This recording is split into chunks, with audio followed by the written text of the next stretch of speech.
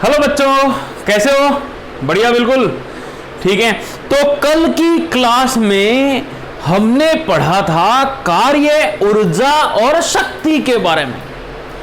आज की क्लास में हम पढ़ने जा रहे हैं वृत्ताकार गति और कॉलिजन, टक्कर। ठीक है, इसके बारे में हम देखते हैं।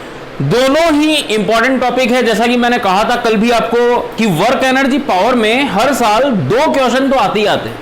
अब 2 क्वेश्चन किसमें से? जो कल पढ़ा और जो आज पढ़ेंगे उनमें से 2 से 3 क्वेश्चन आप कंफर्म मान के चलो हर साल।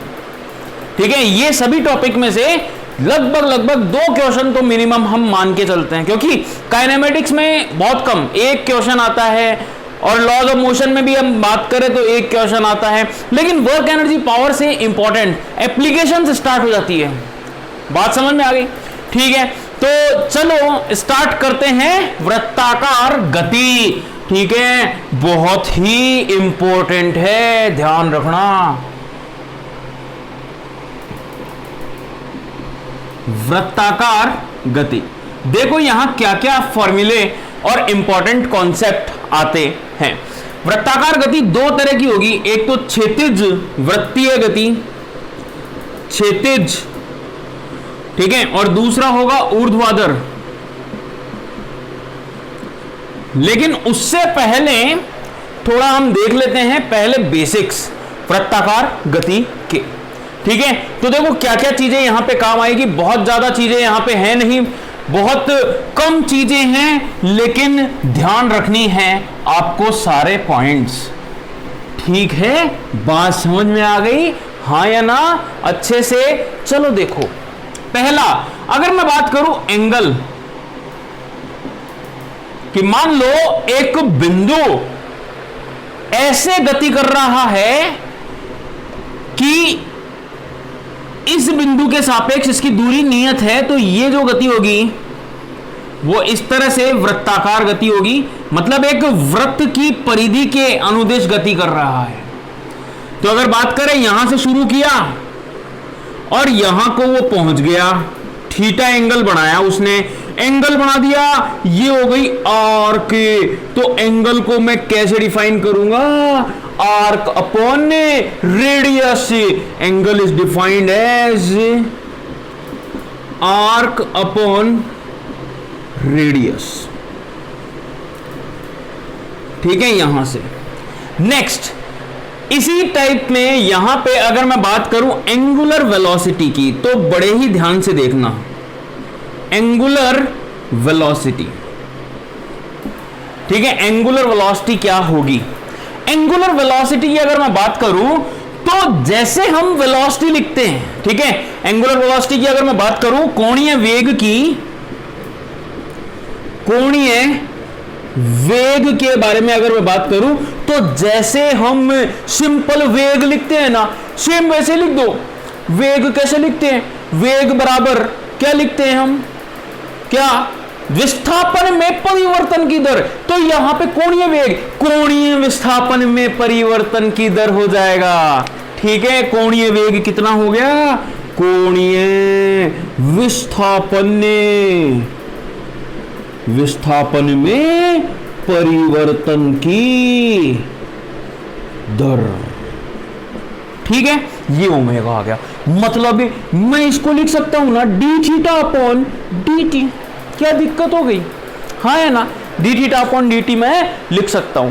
कोणीय वेग की अगर मैं बात करूं, देखो मान लो अगर मैं एक छड़ को घुमा रहा, किसको घुमा रहा हूं?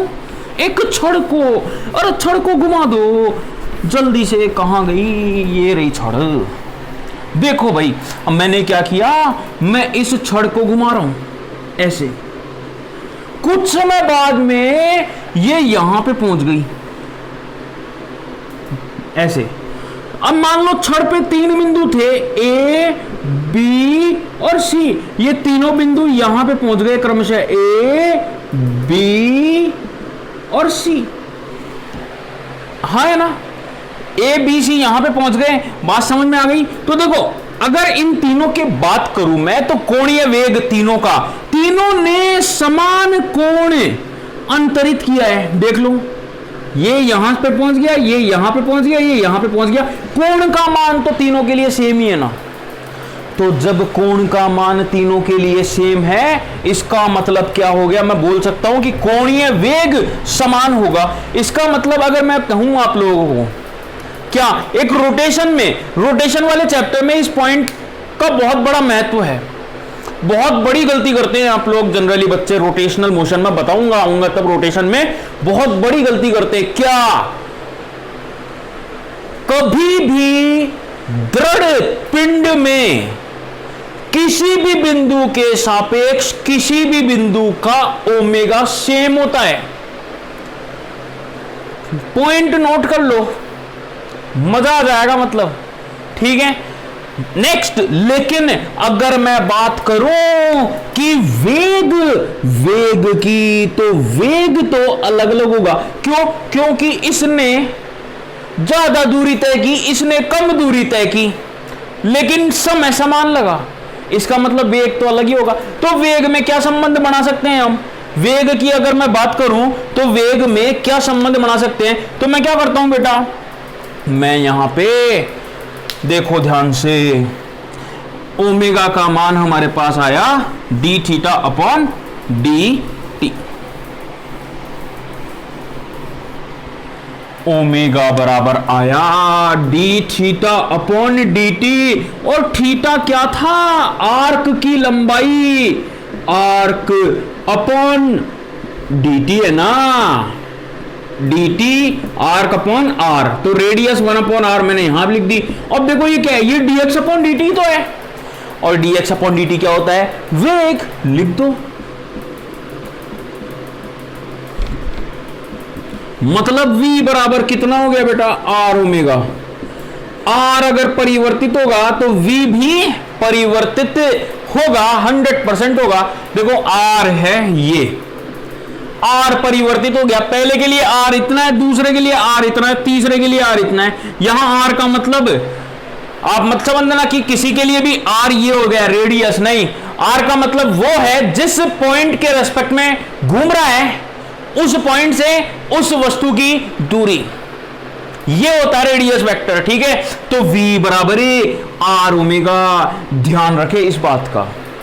इसी तरह अगर मैं बात करूं कोणीय त्वरण की, ठीक है, इसी तरह अगर मैं बात करूं कोणीय त्वरण की, तो देखो कोणीय त्वरण, कोणीय त्वरण जैसे हम त्वरण को डिफाइन करते हैं ना, त्वरण को, त्वरण क्या होता है? कोणीय त्वरण, त्वरण को डिफाइन करते हैं, त्वरण को, त्वरण क्या होता है? वेग में परिवर्तन की दर त्वरण कहलाती है। ठीक है, वेग में परिवर्तन की दर क्या कहलाती है? त्वरण। उसी तरह कोणीय वेग में परिवर्तन की दर कोणीय त्वरण कहलाएगी। कोणीय वेग में, कोणीय वेग में परिवर्तन की दर कोणीय त्वरण कहलाती है, मतलब अल्फा। ध्यान रखना, अभी मैं त्वरण समझाऊंगा, देखना मजा आ जाएगा, मतलब जिंदगी का। त्वरण समझाऊंगा कि सर्कुलर मोशन में तो त्वरण होता है वो क्या होता है। अभी आपको पता ही नहीं है त्वरण के बारे में, खाली इतना समझ लो, कोणीय त्वरण, कोणीय वेग में परिवर्तन की दर। ऐसा मान लो जैसे मैं एक इसको घुमा रहा हूं, इस वस्तु को, ध्यान से देखो ऐसे, क्या इसका वेग सेम दिख रहा है आपको? बिल्कुल दिख रहा है। तो त्वरण कितना हो गया? 0। कोणीय त्वरण कितना हो गया? 0। लेकिन अगर मैं इसको ऐसे घुमाऊं, क्या मैंने तेजी से घुमाना शुरू किया? हाँ है ना? तो इसका मतलब यहां पे वेग जो है वो लगातार बदल रहा है, ये समझ लो। मतलब जो वेग है ना बेटा वो लगातार बदल रहा है। इसका मतलब कोणीय वेग में परिवर्तन की त्वरण अल्फा आ जाएगा D omega upon D T. Alpha बराबर कितना आ गया? D omega upon D T. और ओमेगा को मैं कितना लिख देता हूं? ओमेगा बताओ, v अपॉन आर लिख दो, v upon R, v upon R into D upon D T. इसको ऐसे लिखेंगे तो देखो 1 अपॉन आर तो आ गया बाहर, D V upon D T, और D V upon D T क्या होता है? ए। तो ए बराबर आर अल्फा आ गया। ये ए क्या है अभी मैं समझाता हूं, अभी इतना याद रखो, ए बराबर आर अल्फा। बच्चे जो होते हैं ना वो इस फॉर्मूले को भी ढंग से अप्लाई नहीं कर पाते, और यहीं पे ध्यान रखना एग्जाम का हिसाब क्या होता है। हमेशा पेपर बनाने वाला ऐसी जगह से प्रश्न उठाता है जहां पे बच्चा कंफ्यूज होता है। तो बच्चे ना इस वाले टॉपिक में बहुत ज्यादा कंफ्यूज होते हैं। ए बराबर आर अल्फा, ये ए क्या है अभी बताता हूं आपको। ए क्या है देखते जाओ आप, बस थोड़ा सा सब्र करो, अभी देखो ए बताते हैं आपको। ठीक है, तो ये बेसिक डेफिनेशन हो गई कि वृत्ताकार के लिए हम ये चीजें पढ़ते हैं। अब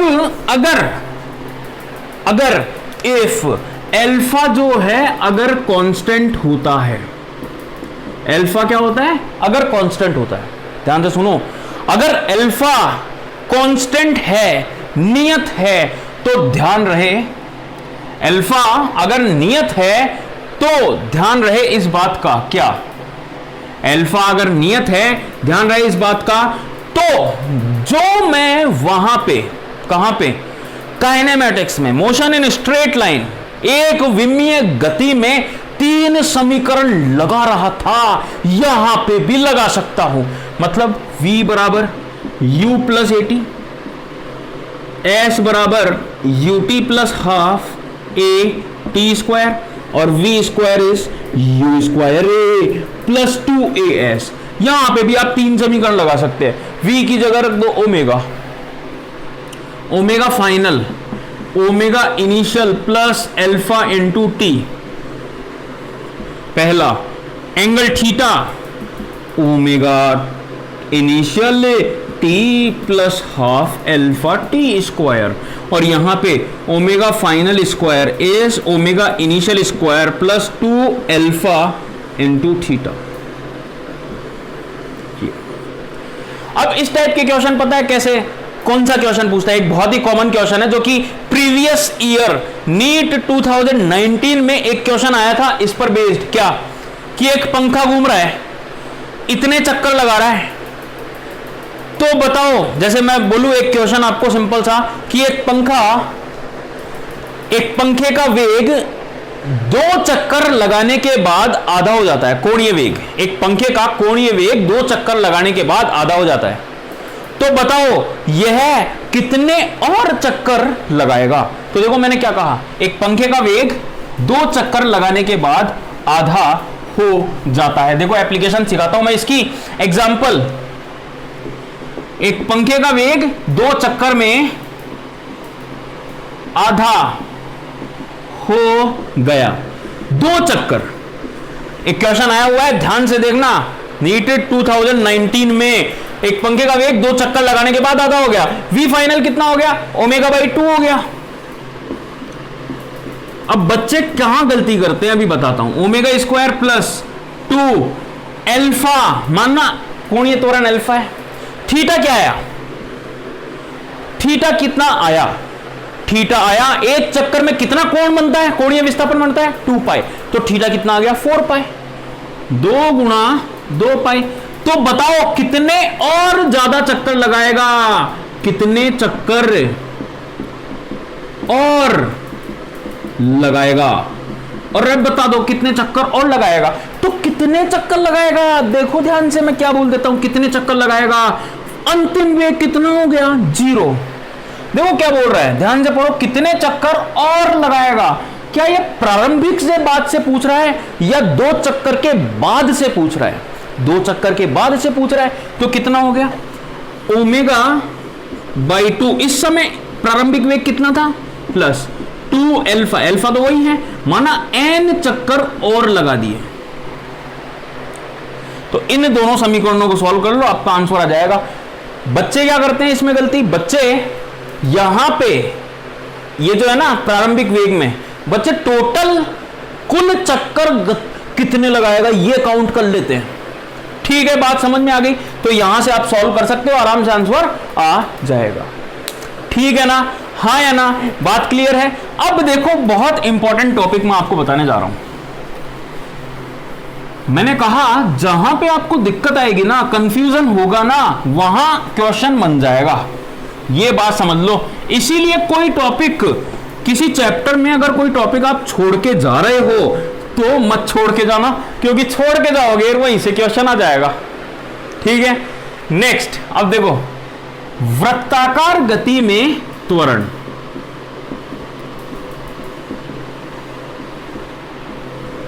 ध्यान से समझना, इसको ध्यान से समझना। बहुत सारे लोग परेशान होते हैं इस चीज में। अभी एक एक पॉइंट में समझाता हूं आपको, ठीक है, एक एक पॉइंट में आपको समझाता हूं, ठीक है, बात समझ में आई? ठीक है, अब वृत्ताकार गति में जो त्वरण होते हैं वो देखो किस तरह से होते हैं। हमेशा वृत्ताकार गति की अगर मैं बात करूं, देखो ध्यान से, माना मैं द्विविमीय गति की बात करता हूं, चलो वृत्ताकार को अभी थोड़ी देर में रेस्ट पर रखता हूं, विराम अवस्था में हो जा, ठहर जा, अभी देख द्विविमीय की बात करके फिर समझाता हूं। माना एक कण जो है इस पथ पे जा रहा है, अब वो वृत्ताकार भी हो सकता है, ऐसे कोई दिक्कत वाली बात नहीं है, द्विविमीय हो रहा है। माना एक कण ऐसे गया, अब देखो इसका जो वेग है ये क्या इस दिशा में आया, इसका जो वेग है वो इस दिशा में आया, हाँ है ना। अब चलो, माना एक कण इस तरह से गति कर रहा है कि इसका जो वेग और इसका त्वरण किसी कोण पर है। पहली बात तो ये बताओ, द्विविमीय गति कब होती है? द्विविमीय गति तब संभव होती है जब वेग और त्वरण में कुछ कोण होता है। ध्यान रखना, यदि वेग और त्वरण में कुछ कोण है तो गति द्विविमीय होती है। देखो कुछ कोण आ गया, अब देखो मैं त्वरण के दो घटक ले रहा हूं। एक घटक तो आया ये a cos थीटा, दूसरा घटक आया a sin थीटा, दो घटक आए। ध्यान से देखो, a cos थीटा किसकी दिशा में आया? वेलोसिटी, वेग की दिशा में। a cos थीटा जो त्वरण का घटक है वो किस दिशा में आया? वेग की दिशा में आया, हाँ है ना, वेग की दिशा में आया। a cos थीटा जो है वो किस दिशा में आया बेटा? v की दिशा में आया। वो क्या करेगा? वो करेगा कि v वेग, मतलब अगर सोचो आप लोग एक विमीय गति को देखो, अगर मैं एक विमीय गति की बात करता हूं तो एक विमीय गति में क्या होता है? मान लो किसी कण का वेग इस तरफ है और त्वरण भी इस तरफ है, तो इसका मतलब उसका वेग बढ़ेगा, उसकी चाल बढ़ेगी। इसका मतलब ये क्या करेगा? कण की चाल बढ़ाएगा, और कण की चाल जो बढ़ाता है उसको मैं क्या कहता हूं बेटा? स्पर्श रेखीय त्वरण। स्पर्श रेखीय त्वरण, इसका मतलब, और चाल को मैं कैसे रिप्रेजेंट करता हूं? v से। क्या यही होती है चाल? अब बहुत ही अच्छा क्वेश्चन पूछा जाता है कि ये चीज क्या है। इसको मैं बाद में लेता हूं, इस डायग्राम को अभी थोड़ी देर में मैं क्या बता रहा था इस डायग्राम से पहले देखो। अब एक क्वेश्चन पूछा जाता है बेटा इसमें, बोलो क्या? ये क्या होता है?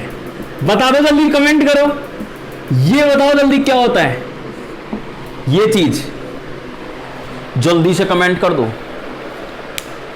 ये चीज क्या है? मैं देख रहा हूं कमेंट, ठीक है। तो ये चीज क्या है? ध्यान से देखो, अब पढ़ो इसको। D magnitude of v upon D T, चाल में परिवर्तन की दरें, और चाल में परिवर्तन की दर क्या होता है? चाल में परिवर्तन की दरे। क्या होता है? त्वरण है? और नहीं, ये होता है स्पर्श रेखीय त्वरण। क्या होता है?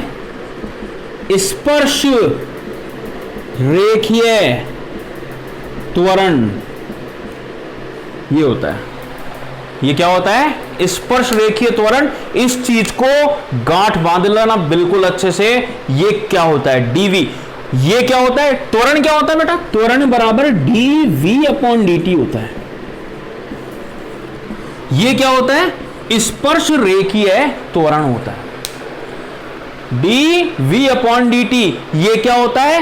स्पर्श रेखीय त्वरण होता है। बिल्कुल अच्छे से ध्यान से सोच लेना, समझ लेना इस चीज को। डायरेक्ट क्वेश्चन पूछता है एग्जाम में कि ये चीज क्या है इससे रिलेटेड, तो ये होता है स्पर्श रेखीय त्वरण। क्यों? क्योंकि ये चाल में परिवर्तित कर रहा है। चाल में परिवर्तन मतलब ये, और इसको मैं इस तरह से रिप्रेजेंट कर देता हूं, मतलब ए टेंजेंशियल, इस तरह से ए टेंजेंशियल, इसको हम बोलते हैं स्पर्श रेखीय त्वरण। ठीक है, तो स्पर्श रेखीय त्वरण क्या हो गया? कण की चाल बढ़ाएगा या घटाएगा? इस केस में बढ़ा रहा है। ठीक है, कण की चाल या तो बढ़ाएगा या घटाएगा। दूसरा, इसको स्पर्श रेखीय त्वरण कहते हैं। स्पर्श रेखीय त्वरण को कैसे रिप्रेजेंट करते हैं बेटा? D magnitude of V upon dt, ऐसे। दूसरा, पहली बात समझ में आ गई? स्पर्श रेखीय त्वरण। अभी पूछता हूं, आपको ही पूछूंगा, आप ही जवाब दोगे कि अभी जो मैंने a बराबर आर एल्फा लिखा था वो क्या था। चलो अभी पूछ लेता हूं। सर्कुलर मोशन में यहां पे वेग v था, मैंने लिखा ये v ऐसे रिप्रेजेंट कर रहा है v। मैंने लिखा एल्फा बराबर a बराबर आर एल्फा, और a क्या था? dv अपॉन dt, और ये v क्या थी? चाल। ठीक है, इसका मतलब क्या हो गया? ये क्या है बेटा? ये चीज क्या है? a बराबर आर एल्फा में ये है स्पर्श रेखीय त्वरण। ये क्या है? स्पर्श रेखीय त्वरण है, ध्यान रखना इस बात का। ठीक है, a बराबर आर एल्फा में ये कुल त्वरण नहीं है, ध्यान रखना। ये क्या है? स्पर्श रेखीय त्वरण है बेटा जी। ये चीज a बराबर आर एल्फा, a बराबर आर एल्फा क्या है? स्पर्श रेखीय त्वरण है। ठीक है, तो बात समझ में आ गई आप सभी को? ये है भाई। नेक्स्ट, अब बात क्लियर हो गई बिल्कुल अच्छे से। मैंने इसको मिटा दिया, ये नहीं मिटना चाहिए था ना, ए साइन थीटा, और थीटो का ही थे। अरे यार देखो ध्यान से, ये इसके लंबवत लग रहा है वेग के लंबवत वाला त्वरण, वेग के लंबवत, मतलब वेग के लंबवत जो त्वरण आता है वो रेस्पॉन्सिबल होता है कण की दिशा बदलने के लिए। वेग की दिशा बदलने के लिए उत्तरदायी है।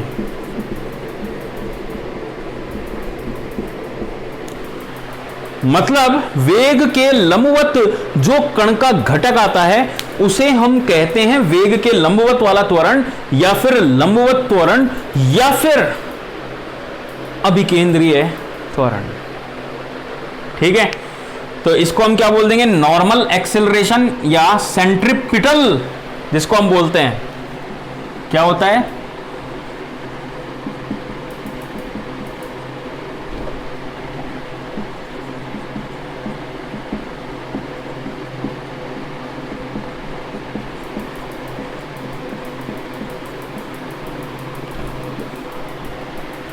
ठीक है, बात समझ में आ गई।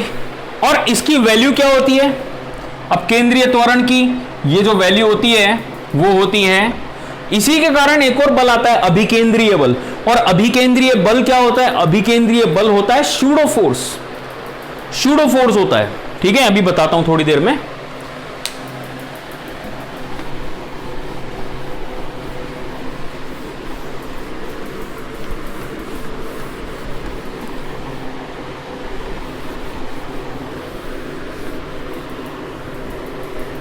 ठीक है, अब देखो ये जो कंपोनेंट आया, अब मैं इसको ऐसे लिख देता हूं नया डायग्राम बना करके, ये हो गया वेलोसिटी और ये हो गया बेटा एक्सिलरेशन। इसके दो कंपोनेंट आए, एक कंपोनेंट ये है जिसको मैंने कहा टेंजेंशियल, दूसरा कंपोनेंट ये है जिसको मैंने कहा सेंट्रीपिटल। ठीक है, और सेंट्रीपिटल की वैल्यू क्या होती है, जिस समय इसकी वेलोसिटी v है, कण का वेग यदि v है, कण का वेग v है, तो a n का मान कितना होगा बेटा, v स्क्वायर अपे बटे r होगा। क्या होगा, a n बराबर v स्क्वायर बटे r, या a c, एक ही बात है, मतलब कोई दिक्कत वाली बात नहीं है उसमें, v स्क्वायर बटे r। कब, ध्यान रखना कब, शॉर्ट में बता रहा हूं, ना डेरिवेशन ना और कुछ, क्या कब, जब कण का वेग v है, जब कण का वेग क्या है, v है, तब इसकी वैल्यू इतनी होगी। ठीक है, बात समझ में आ गई, हाँ है ना। देखो पानी पी लेता हूं यार, थोड़ा सा रुको।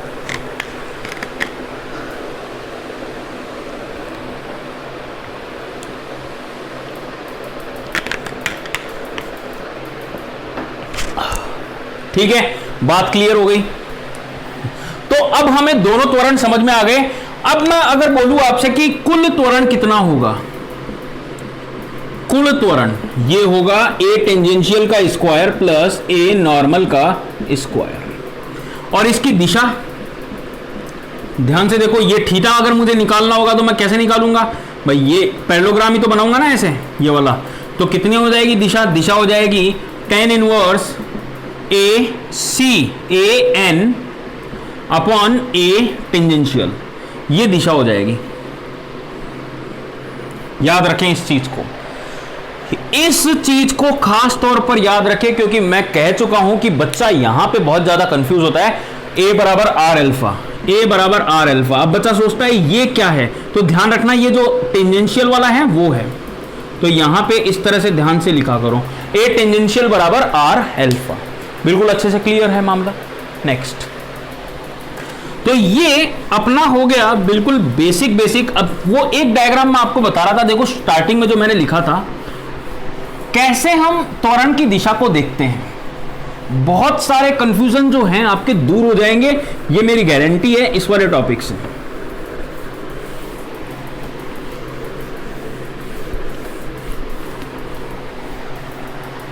देखो ध्यान से, माना एक कण द्विविमीय गति कर रहा है, इस बिंदु पर इसका वेग जो है वो v है।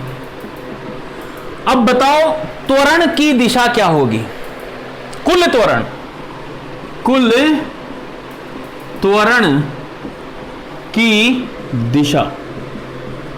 ध्यान से देखो मैं क्या बता रहा हूं, कुल त्वरण की दिशा बताओ, लिखते हो ना आप, a बराबर dv अपॉन dt,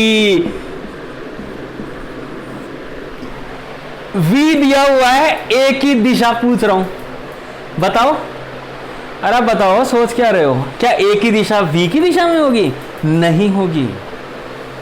देखो कैसे निकालूंगा, ध्यान से देखो, ये कहीं ना कहीं एक वृत्त का हिस्सा होगा, ये वाला बिंदु कहीं ना कहीं एक वृत्त का हिस्सा होगा। द्विविमीय गति में हर एक बिंदु कहीं ना कहीं एक वृत्त का हिस्सा होता है।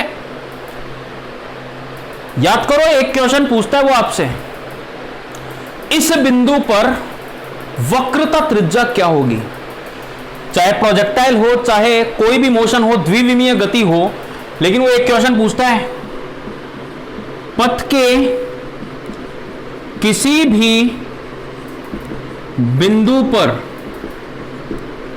वक्रता त्रिज्या क्या होती है, तो वो यहीं से आता है बेटा आंसर।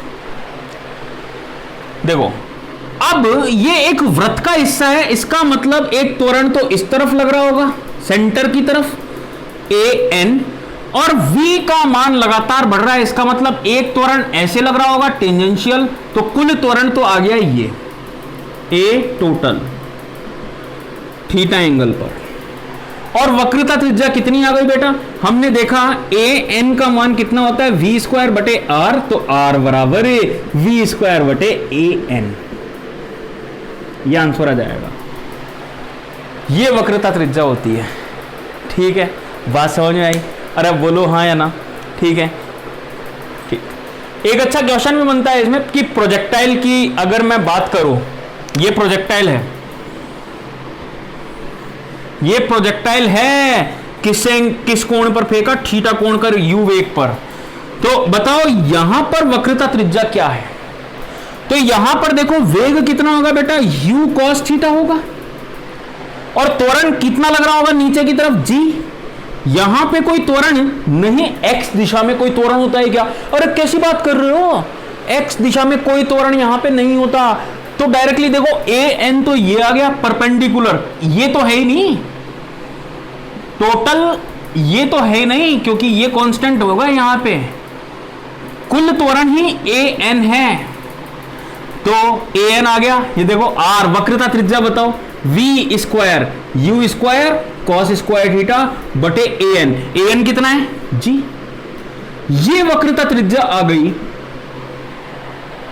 प्रक्षेप गति में उच्चतम बिंदु पर, प्रोजेक्टाइल मोशन के हाईएस्ट पॉइंट पर। बात समझ में आ गई? बोलो अच्छी तरह से। ये होता है वृत्ताकार गति का त्वरण का टॉपिक। मजाक थोड़ा ही है कि आपने रट लिया और हो गया, ऐसे थोड़ी है बेटा। क्वेश्चन आता है कंफ्यूजिंग, यहां से देख लेना प्रीवियस ईयर्स उठा के पेपर से, नीट की परीक्षा में यहां से क्वेश्चन आपको काफी सारे मिल जाएंगे त्वरण पर आधारित।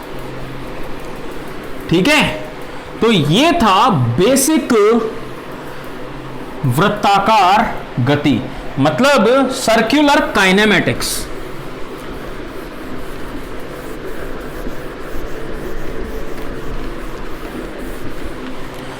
बेटा ये त्वरण का टॉपिक पढ़ लेना, एक क्वेश्चन आपका बिल्कुल क्लियर हो जाएगा। एक क्वेश्चन यहां तक बोल दिया जाता है जनरली, 90% चांस रहते हैं कि अगर सर्कुलर मोशन में क्वेश्चन आएगा तो एक क्वेश्चन यहां तक आपका आ गया। दूसरा जो क्वेश्चन काउंट होता है ना, वो क्वेश्चन काउंट होता है बेटा किसमें, वर्क एनर्जी पावर में, क्योंकि उसमें सारी एप्लीकेशन वर्क एनर्जी पावर की लगती है। चलो अब हम क्षैतिज वृत्तीय गति देखते हैं।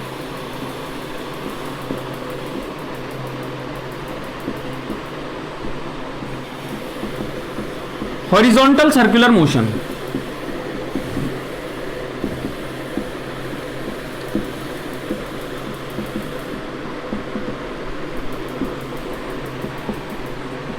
Horizontal circular motion.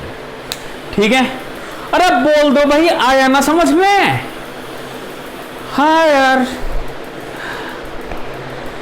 ठीक है ना बच्चों, बात समझ में आ रही है मेरी यहां तक बहुत अच्छे से? ये आप अगर ये चीज देख लोगे ना, तो मुझे नहीं लगता आपको कॉपी रिवाइज करने की जरूरत है। वो सब कुछ जो आपने पूरे साल भर में जो अभी तक मैंने पढ़ाया, वो 3 से 4 लेक्चर में पढ़ाया जाता है। मुझे नहीं लगता वो चीज आपको देखने की जरूरत है। ठीक है, तो हमने बोला था कि हम एक भी बिंदु ऐसा नहीं छोड़ेंगे कि आपका कॉन्सेप्ट रह जाए। अगर छोड़ देंगे तो फिर आप भजन सुनाओगे ना मुझे एग्जाम के दिन कि एनजी सर ने कोर्स करवाया था क्रैश कोर्स के नाम से, और फिर कुछ नहीं पढ़ाया, फिर ऐसे सुनाओगे भजन मन में ही। ठीक है, तो इसलिए कुछ भी नहीं रहना चाहिए। क्षैतिज वृत्तीय गतिज, तो एक तो एग्जाम्पल देखते हैं बेटा क्षैतिज वृत्तीय गति का। ठीक है, क्षैतिज वृत्तीय गति का। उससे पहले एक चीज और देख लेते हैं, क्या अभिकेंद्रीय बल जो लगता है, अभिकेंद्रीय बल। ठीक है, अभिकेंद्रीय बल की अगर मैं बात करूं तो देखो कोई भी कण यदि v वेग से वृत्ताकार कण में गति में ऐसे जा रहा होगा तो इस तरफ एक बल लगेगा। जैसे मान लो अगर मैं यहां पे बात करूं कि रस्सी बांध ली, रस्सी से मैं m द्रव्यमान को ऐसे ऐसे घुमा रहा हूं, ऐसे घूम रहा है, तो T टेंशन आ गई। अब अगर मैं इसको देखता हूं तो यहां पे क्या आता है, सेकंड लॉ से, न्यूटन सेकंड लॉ से T F बराबर m है। F बराबर m है मतलब नेट फोर्स कितना लग रहा है, इस तरफ T लग रहा है, बराबर m गुणा a, a इस तरफ ही तो है इसका। तो ए की वैल्यू कितनी, v² r। या फिर इसको दूसरे तरीके से मैं बोलूं कि ये कण वृत्ताकार पथ में गति कर रहा है, इधर टेंशन t है। अगर हम देखें इसी पर बैठ जाएं, इस कण पर बैठ जाऊं, तो मैं क्या देखूंगा, तो मैं ये देखूंगा कि इस पर एक बल और लग रहा होगा, सूडो फोर्स, क्योंकि इसका त्वरण देखो इस दिशा में है, तो त्वरण के विपरीत दिशा में मैं एक सूडो फोर्स लगा देता हूं, और कितना, mv²r। तो ये कण कहीं जा रहा है क्या, इस दिशा में या इस दिशा में, नहीं जा रहा, तो इसका मतलब साम्य अवस्था में रहेगा, इस दिशा में कोई बल ही नहीं लगेगा। इसका मतलब मैं कह सकता हूं T बराबर mv²r। ये होता है सूडो फोर्स का एप्लीकेशन। तो जनरली क्वेश्चन बहुत इजी हो जाता है अगर मैं इसको देखता हूं तो बात समझ में आ गई। ये होता है अभिकेंद्रीय बल। जब भी एक कण v वेग से, जितने भी वेग से, v वेग से गति कर रहा हो वृत्ताकार पथ में, तो उस पर एक त्रिज्यीय दिशा में, किस दिशा में, त्रिज्यीय दिशा में, ठीक है, किस दिशा में, त्रिज्यीय दिशा में एक बल लग जाएगा। वो कितना लगेगा, mv²r। तो चलो क्षैतिज का हम एक एग्जाम्पल समझते हैं, फिर बाद में हम और देखते हैं। मैंने क्या किया, एक कण को रस्सी से बांधकर ऐसे घुमा रहा हूं क्षैतिज दिशा में, ठीक है। तो इसके लिए हम सॉल्व करते हैं। चलो v वेग से घुमा रहा हूं, तो यहां पे टेंशन t हो गई बेटा, थीटा कोण पर, तो इधर कितना आया, t cos थीटा, इधर कितना आया, t sin थीटा, नीचे की तरफ कितना आया, mg, और v वेग है तो बाहर की तरफ एक अभिकेंद्रीय बल mv²r। अब बैलेंस कर दो सभी बल को, क्योंकि सब कुछ आ गया इसमें। तो t cos थीटा बराबर मैं लिख सकता हूं mg, और t sin थीटा बराबर मैं लिख सकता हूं mv²r। तो ध्यान से देखो tan थीटा का मान कितना आ जाएगा, v²r इंटू जी। तो अगर थीटा पूछे तो थीटा निकाल लेना है, v पूछे तो v निकाल लेना है, जो भी पूछे वो निकाल लेना है। बात समझ में आई ना, अभिकेंद्रीय बल बताने की कोशिश कर रहा हूं मैं आपको, ठीक है। चलो अब हम देखते हैं इसमें बैंकिंग। क्षैतिज में एक बहुत ही इंपॉर्टेंट चीज आती है, क्या, बैंकिंग ऑफ रोड्स।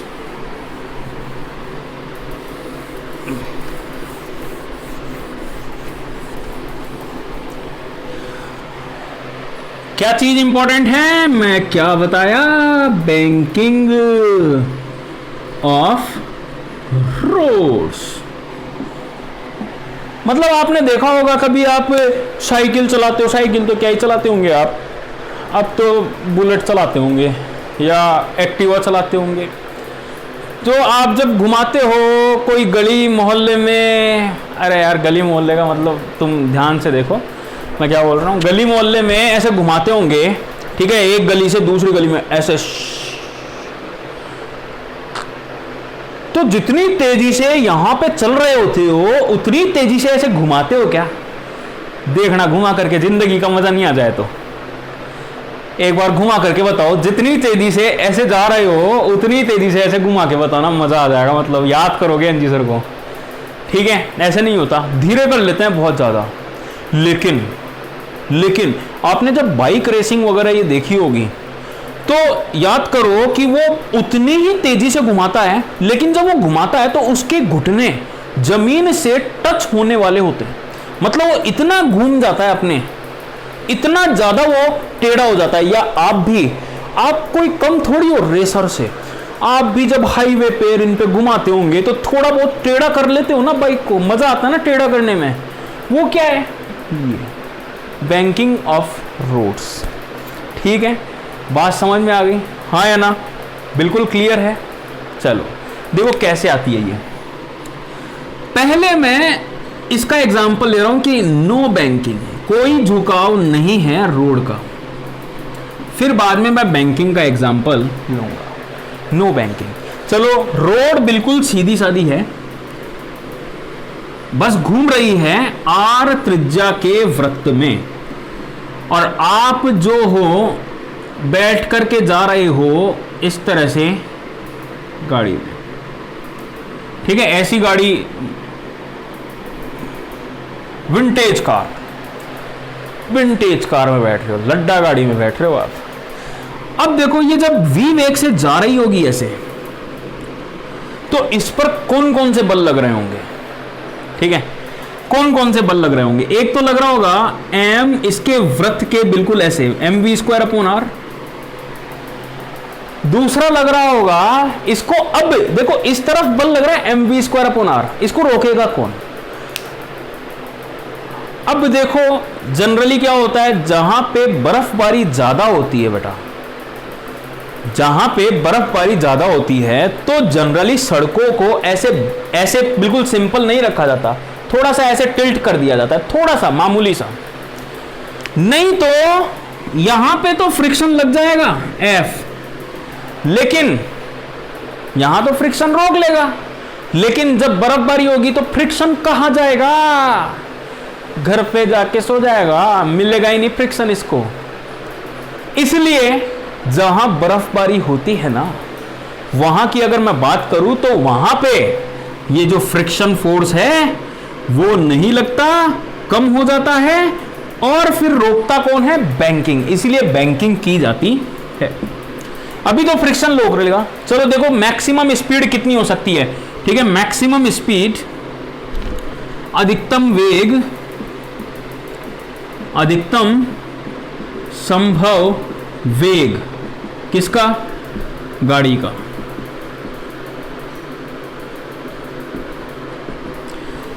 भाई अधिकतम संभव वेग, अधिकतम फ्रिक्शन, मैक्सिमम वैल्यू कितनी है, म्यू एम जी।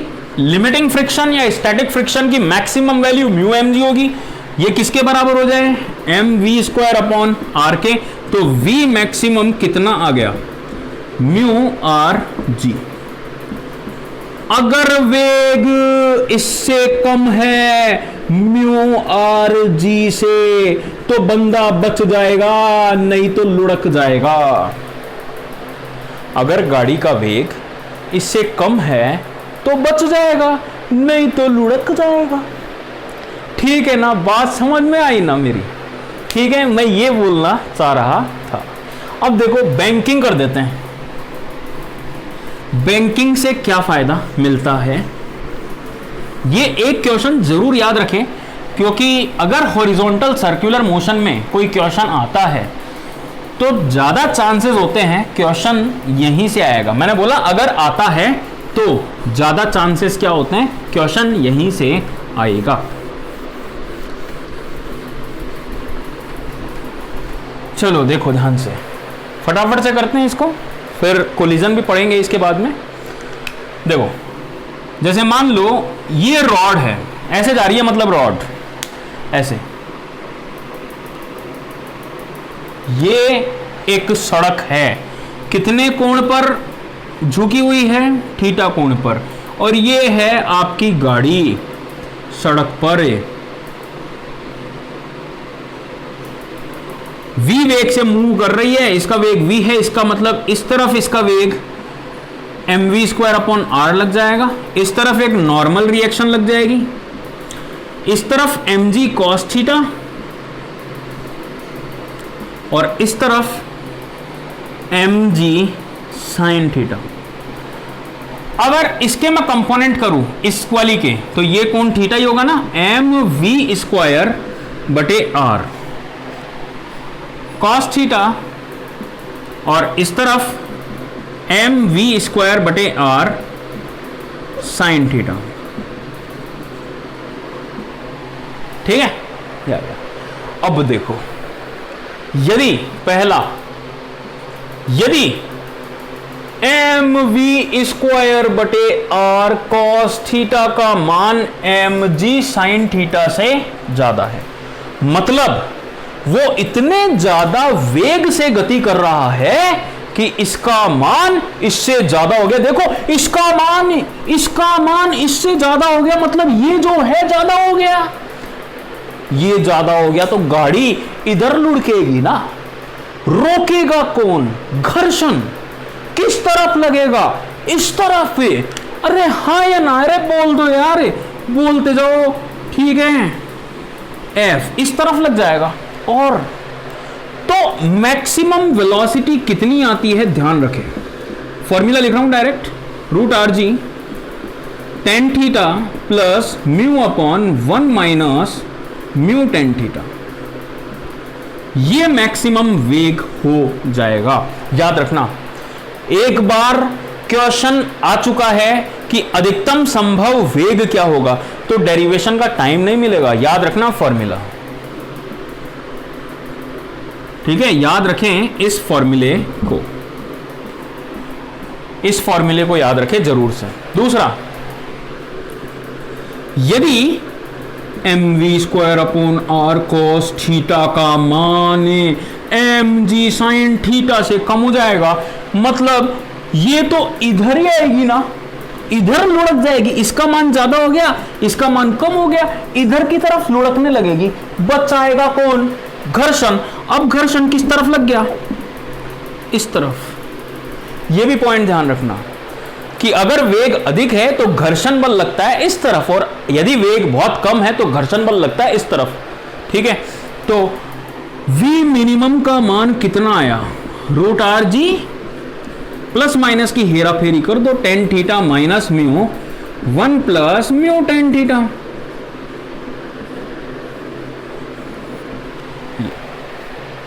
ठीक है, बात बिल्कुल क्लियर है, हाँ या ना, अच्छे से समझ में आ गया आप सभी को ये चीज। अब यहां पे एक चीज आप देख सकते हो, क्या ये द्रव्यमान पर निर्भर कर रहा है, इसका मतलब क्या सड़क पर झुकाव अलग अलग होंगे, ट्रक के लिए, गाड़ी के लिए, साइकिल के लिए, नहीं सेम ही होंगे। देखो द्रव्यमान पर निर्भर नहीं कर रहा, द्रव्यमान पर निर्भर बिल्कुल भी नहीं कर रहा, ठीक है। आपको बात बिल्कुल क्लियर हो गई, अच्छे से आ गई समझ में, हाँ या ना, बोलो भाई। तो ये था क्षैतिज वृत्तीय गति।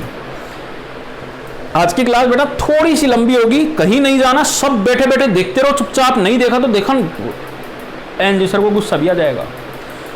बैठे बैठे देखते रहो और लिखते रहो, लिखना जरूरी है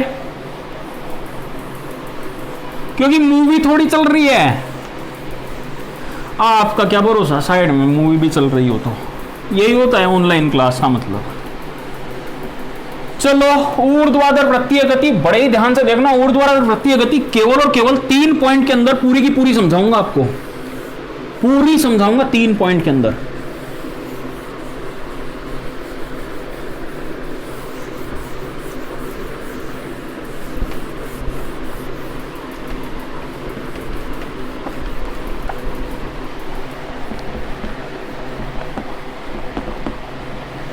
देखो भाई, वर्टिकल सर्कुलर मोशन, ऊर्ध्वाधर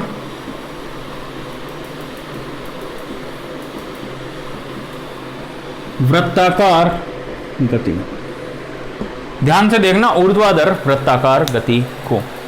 चलो देखो क्या बता रहा हूं मैं,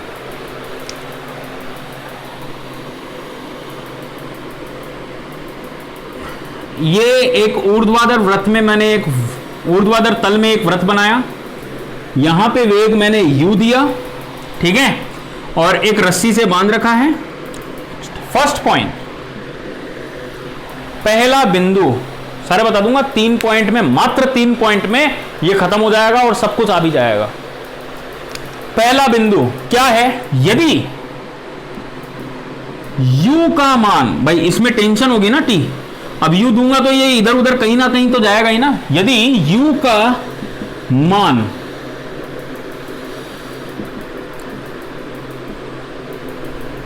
√2gl, l क्या है इसकी लंबाई, से कम हो, यदि u का मान √2gl से कम हो, 3 पॉइंट में सारा जाएगा, ध्यान से देख लो। यदि u का मान √2gl से कम हो तो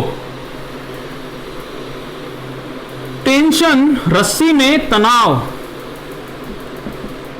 रस्सी में तनाव कभी 0 नहीं होगा, ठीक है। और रस्सी द्वारा बनाया गया कोण, रस्सी द्वारा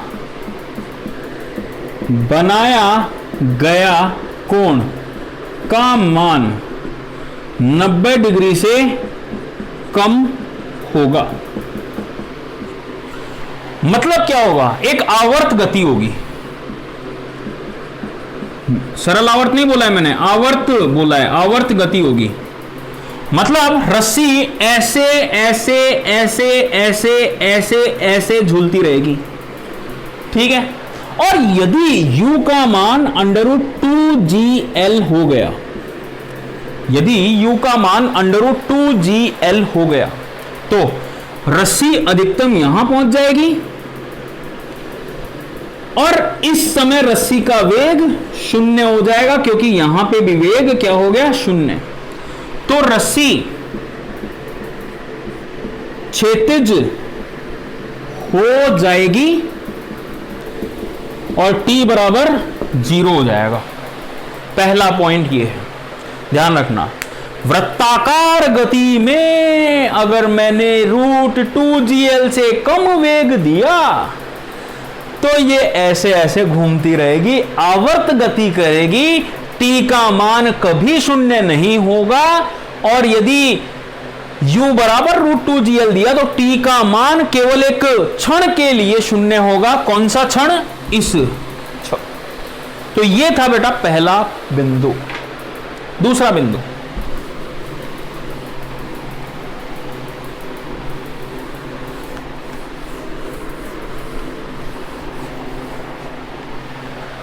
दूसरा पॉइंट,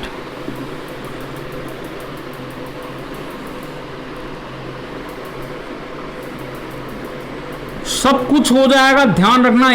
3 पॉइंट बताऊंगा, खाली 3 पॉइंट से ज्यादा नहीं। यदि u का मान √2gl से ज्यादा परंतु √5gl से कम हो,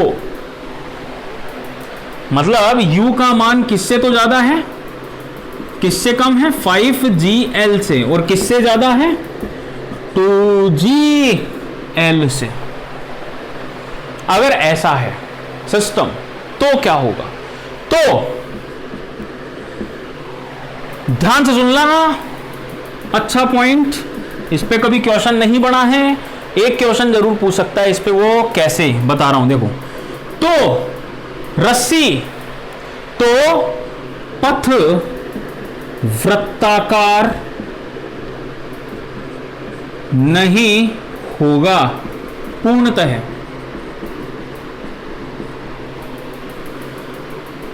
किसी कोण पर पहुंचते ही तनाव 0 हो जाएगा, परंतु वेग 0 नहीं होगा। मतलब जैसे मान लो रस्सी यहां पे पहुंच गई, यहां पे पहुंचते ही रस्सी में तनाव तो 0 हो गया, लेकिन वेग जो है वो 0 नहीं हुआ। इसका मतलब क्या होगा, रस्सी ढीली पड़ गई। अरे यार, रस्सी ढीली पड़ गई, रस्सी ढीली पड़ गई, रस्सी ढीली पड़ गई तो इसका पथ देखो, वेग तो 0 हुआ नहीं, केवल तनाव, रस्सी ढीली पड़ गई। रस्सी ही तो इसको वृत्ताकार पथ में रख रही थी, लेकिन रस्सी ढीली पड़ जाने से हुआ क्या, ये प्रोजेक्टाइल के रूप में गति किया, फिर यहां पे आने के बाद रस्सी वापस टाइट हो गई, फिर वापस वृत्ताकार गति। तो ये कौन सा पथ हो गया, प्रक्षेप गति करने लग गया, प्रोजेक्टाइल।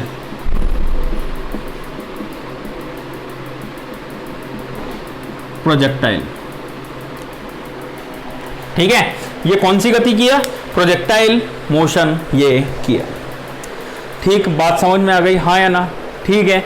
बोलो कोई दिक्कत, ये कौन सी गति किया, प्रोजेक्टाइल मोशन किया। ये पॉइंट याद रखना है, रस्सी ढीली पड़ते ही कण की गति प्रक्षेप गति हो गई।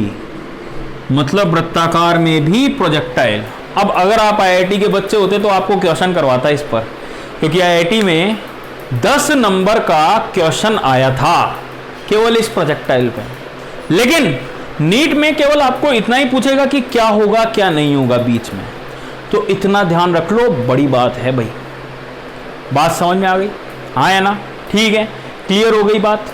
नेक्स्ट चलो देखो अगला तीसरा और इंपॉर्टेंट पॉइंट।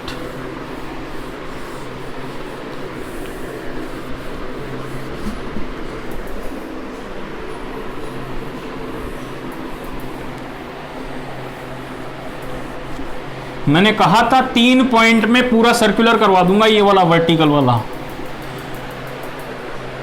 जो मैं बोलता हूं वो मैं करता हूं, और जो मैं नहीं बोलता वो तो बिल्कुल ही नहीं करता। देखो, अरे यार देख लो यार जल्दी से, मैं क्या बोल रहा था। हाँ, तीसरा पॉइंट, इसको मैं एक्सप्लेन करके आपको बताता हूं। मैं यहां पे u बराबर √5gl वेग दिया, तो बताओ यहां पे वेग कितना होगा? ठीक है, बात समझ में आ गई? या फिर मैं बोल दूं, प्रूव भी कर देता हूं। चलो, कितना वेग दूं, कितना वेग u कितना हो ताकि वृत्ताकार पथ पूरा हो जाए। ठीक है, u कितना हो ताकि वृत्ताकार पथ पूरा हो जाए। इसको इसलिए एक्सप्लेन कर रहा हूं ताकि आपको क्वेश्चन सॉल्व करना भी आ जाए।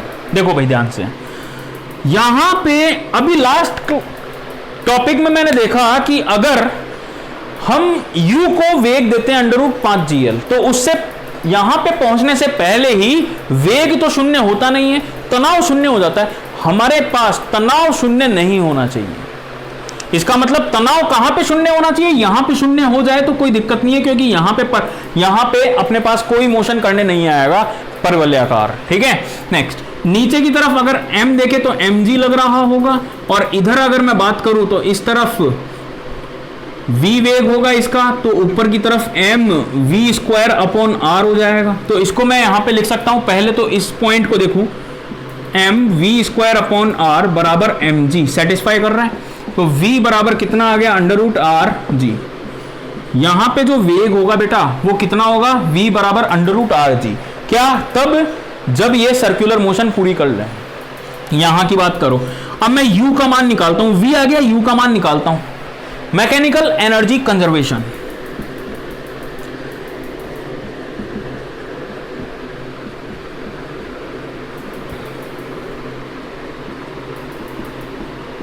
या आप वर्क एनर्जी थ्योरम लगा दो। ठीक है, तो मैकेनिकल एनर्जी कंजर्वेशन, इसको मैं रेफरेंस मान लेता हूं।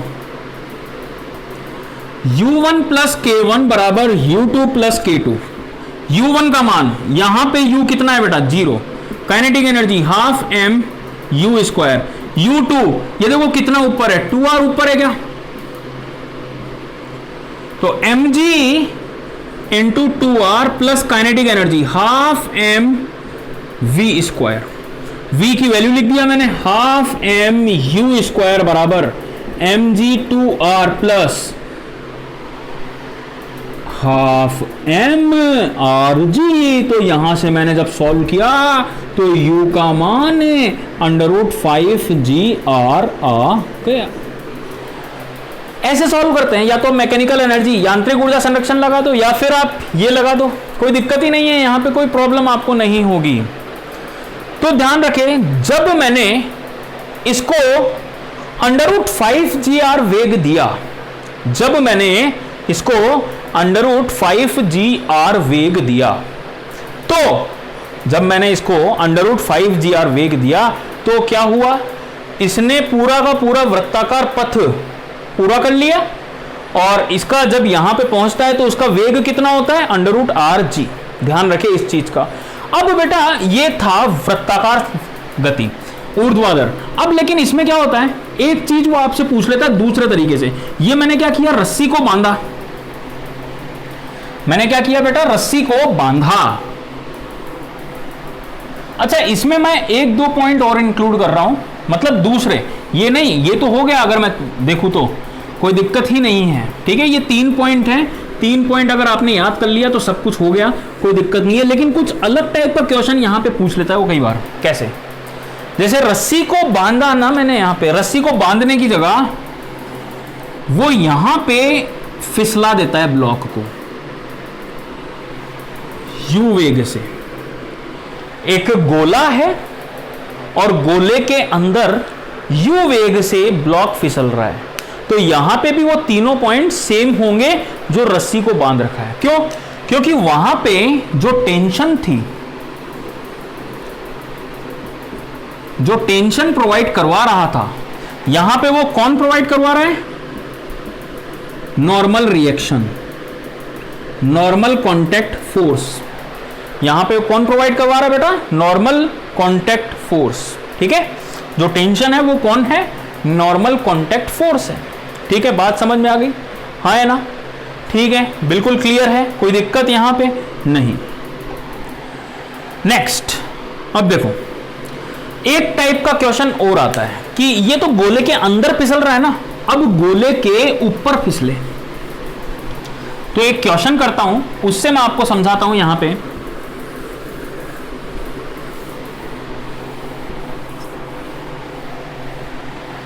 देखो, ये एक गोला है, एक क्वेश्चन करता हूं, बस उससे समझाऊंगा मैं आपको।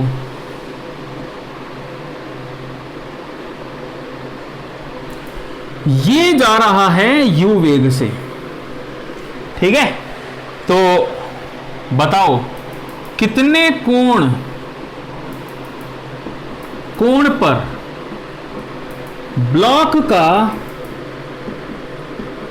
संपर्क हट जाएगा।